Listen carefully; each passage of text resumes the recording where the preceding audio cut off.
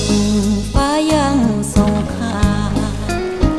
ให้เมฆเท่าๆเป็นคนสื่อสารก่อนจะเปียกฝนยังพอหลบทันฟ้าฝนนั้นยังมีน้ำใจใต้ก็มีน้ำใจขึ้นฟ้าบทจะจากลาเพราะช่างง่ายได้ฝากเพียงข้อความมาตัดเยื่อใยด้วยคำนี้จบกันเสียที